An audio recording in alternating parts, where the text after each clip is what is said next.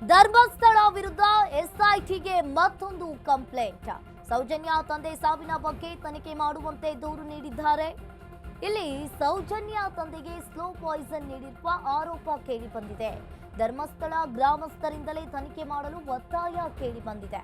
ಇನ್ನು ಪಾಯ್ಸನ್ ನೀಡಿ ಕೊಂದಿದ್ದಾರೆ ಎಂದಿದ್ದ ಕುಸುಮಾವತಿ ಆರೋಪದ ಬಗ್ಗೆ ತನಿಖೆಗೆ ಇಲ್ಲಿ ಎಸ್ಐಟಿಗೆ ದೂರು ನೀಡಿರುವಂತದ್ದು. ಧರ್ಮಸ್ಥಳದ ವಿರುದ್ಧ ಎಸ್ಐಟಿಗೆ ಮತ್ತೊಂದು ಕಂಪ್ಲೇಂಟ್ ಅಂತಾನೆ ಹೇಳ್ಬಹುದು. ಸೌಜನ್ಯ ತಂದೆ ಸಾವಿನ ಬಗ್ಗೆ ದೂರು ದಾಖಲಾಗಿದೆ. ಧರ್ಮಸ್ಥಳ ವಿರುದ್ಧ ಎಸ್ಐಟಿಗೆ ಈಗ ಮತ್ತೊಂದು ಕಂಪ್ಲೇಂಟ್ ಅನ್ನ ಕೊಟ್ಟಿದ್ದಾರೆ. ಧರ್ಮಸ್ಥಳದ ಗ್ರಾಮಸ್ಥರೇ ಈ ಕಂಪ್ಲೇಂಟ್ ಅನ್ನ ಕೊಟ್ಟಿರುವಂತದ್ದು.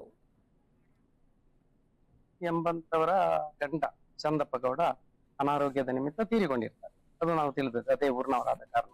ಆದರೆ ಈಗ ಇತ್ತೀಚೆಗೆ ಮೊನ್ನೆ ಒಂದೆರಡು ಕ್ಲಿಪ್ ನಲ್ಲಿ ನಾವು ನೋಡುವಾಗ ಕಾಣ್ತಾ ಇದೆ, ನಾವು ಆಕೆ ಹೇಳುವಂತ ಮಾತು ಏನಂತ ಹೇಳಿದ್ರೆ, ಗಂಡನನ್ನು ಯಾರೋ ಸ್ಲೋ ಪಾಯ್ಸನ್ ಕೊಟ್ಟು ಕೊಂದಿದ್ದಾರೆ ಧರ್ಮಸ್ಥಳ ಭಾಗದ ಮಾತು ಹೇಳಿದ್ದಾರೆ. ಅದರಿಂದ ಇನ್ನು ನಾಳೆ ನಮ್ಮ ಗ್ರಾಮಸ್ಥರಿಗೆಲ್ಲರಿಗೂ ನಾವು ಗ್ರಾಮಸ್ಥರೇನು ಸ್ಲೋ ಪಾಯ್ಸನ್ ಕೊಟ್ಟು ಕೊಂದಿದ್ದೇವೆ ಅನ್ನೋದ ವಿನಾಕಾರಣ ಆರೋಪವನ್ನು ಮಾಡುವುದರಿಂದಾಗಿ ಮಾಡುತ್ತಾ ಬರಬಹುದೇನೋ ಅಂತ ಹೇಳುವ ರೀತಿಯಲ್ಲಿ ಕಾಣ್ತದೆ. ಅಂಥದ್ದೇ ರೀತಿಯಲ್ಲಿ ಕಾಣುವುದು ಸಹಜ.